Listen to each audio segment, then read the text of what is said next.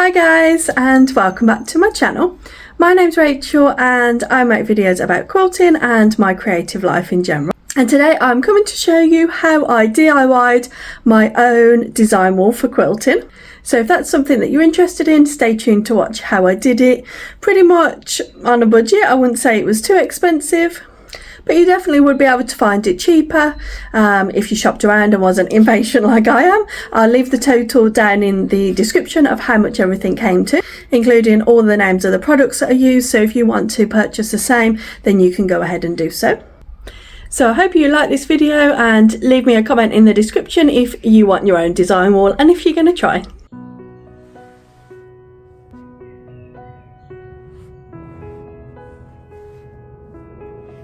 So firstly, we bought 2 insulation boards from the hardware store. They were £12 each, so quite affordable, and they're 1 inch thick.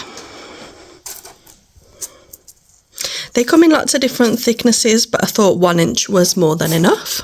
They're 2.4 metres high and 1.2 metres across. This one we cut down a little bit. I think we took 40 centimetres off that one because it would have interfered with the plugs and things, and it just would have interfered with the rest of the room. And then we had to take 5 centimetres off the top just to get it clearance over the ceiling, and we thought as well for wrapping the fabric we're going to need a little bit extra. So the things that I've bought drawing pins to tack the fabric to the back. I've bought white duct tape to attach the 2 panels together. I know that you could wrap them individually and put them next to each other, but I wanted it to look like a continuous line.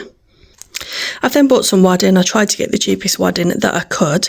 I need the wadding to try and cover these black spots because then I'm going to cover it in white fabric, so I thought the wadding will help with that. You could get various insulation boards. Hopefully where you are, you might be able to get one that's all white. That would alleviate this issue. So for the fabric that goes over the top of the boards, all I did is I went to Hobbycraft. I took some fabric with me, a fat quarter, and I went round all the bolts of fabric, opening the fat quarter out and trying to stick it to the bolts of fabric. You soon get an idea of which ones are going to hold the fabric because you want ones with a little bit of a pile, a little bit of a texture, something like the feel of wadding, because wadding grips fabric quite well. You could of course just use wadding to back the whole thing. I ended up buying a Polyster Suede.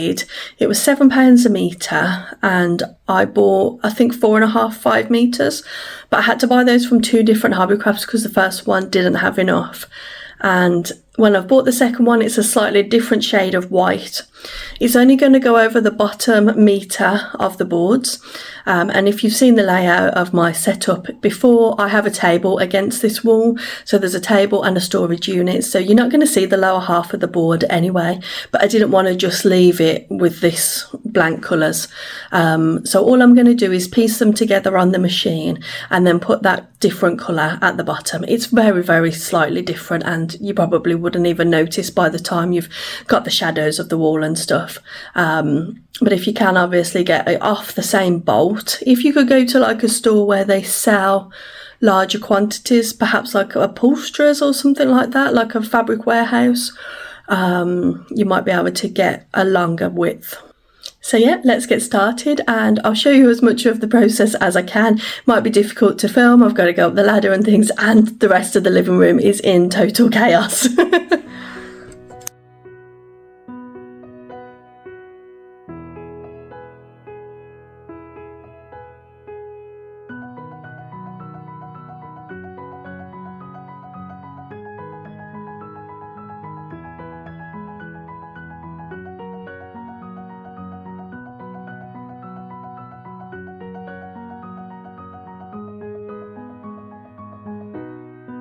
I've just done the tape like this with these cross supports and then a central piece going all the way down.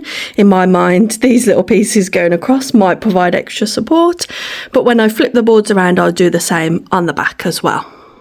So now it's time to get the wadding out. Luckily, when I've tried scraps of wadding against the polystyrene, it sort of clings quite easily. So I'm going to initially lay it on there and spray it with some 505 spray, and then I'll add the outer fabric over the top. So I'll just do that, and it'll give me a chance to adjust it, and I'm not sure if this will fill the whole area, so again I might just have to do a bit of franken batting.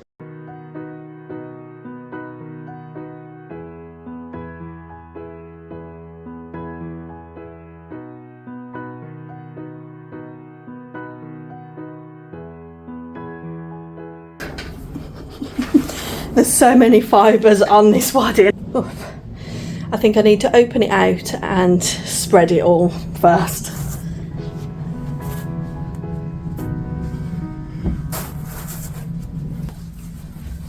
Well, I've just took that out the bag and that's how that looks. I did not do that. Oh. Luckily I'll try and smooth it out. I'll put that at the bottom, but that's not good, is it?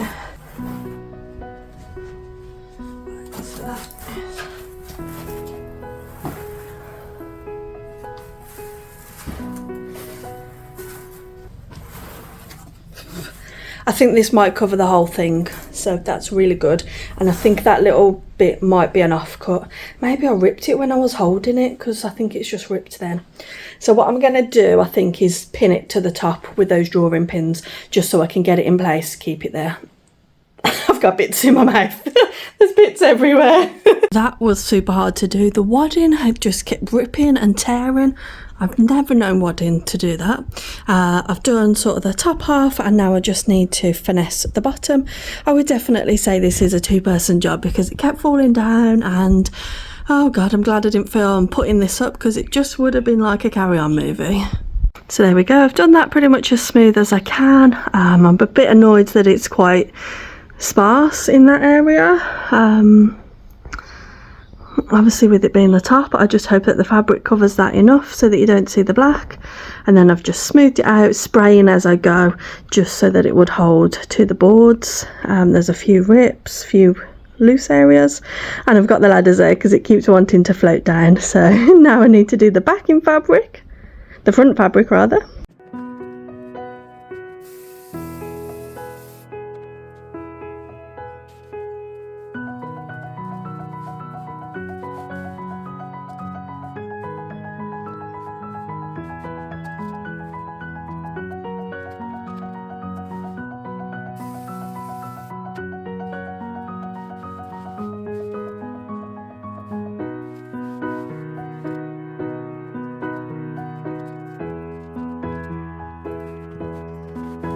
Oh my god, I had a battle with this, so I've had to move it to the other end of the living room so I can access the back.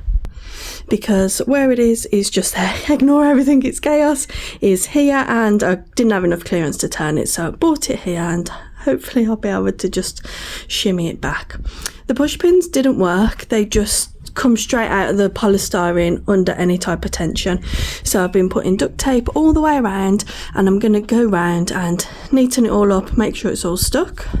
I couldn't access this bit where I had it a moment ago, so I've moved it a little bit, and I'm going to tidy this end up if there's enough fabric. Christ, that's a bit tight there. And then go from there. So things change, plans adapt, but I hope I'm going to get it to work. When it comes to sticking the board on the wall, I'm going to try and use these command hooks. I've got 8 here, but they each hold 7.2 kilos, so they should be quite strong. It's just because we've got concrete walls and it's really difficult to drill into, so I want to try and avoid it if I can. My partner doesn't want to be roped into it, I don't think, but they hold 7.2 kilos each, so it should be okay. So after all that, I've decided to put some nails in the wall as well as the command hooks. I tested it over here and I was able to get the nails in. Before, when we've tried to put nails in the wall, they just bend and buckle because of the concrete. But what I wanted, when you look at it from this angle, so the lamp's in the way, but I want here to be flush, which it is. I've put 2 nails there, but if we look further at the top, there's like the line, so I want to try and blend that in if I can. So up on the ladder and try and get some nails in. I'll just put a few dabs of white paint on these just to disguise them so you can't see them, and I think they'll blend in absolutely fine once I've got stuff on there. And there we have it, one complete design wall. I'm so pleased with that. Even though this is there, the table will go there, you won't even see it. And I think I need a banner across the top, don't I? Stitch with Rachel across the top, that'll look really cool. So hopefully you've followed me along the way. It has just been sort of not making it up as I go along, but adapting my initial plans as I went along. I really thought the drawing pins would work, but perhaps if there was a different material inside the polystyrene instead of polystyrene, it may have worked better. And in the finish, it was kind of good that I didn't spray as much. I don't think I sprayed the front fabric very much onto the wadding, because if you've ever tried to take a quilt sandwich apart, you kind of get like wrinkles and bubbles. So I was glad that I didn't go heavy, because the whole thing did fall apart a couple of times, I'm not gonna lie. It was very difficult to do by myself, so I definitely recommend, if you can, 2-person job.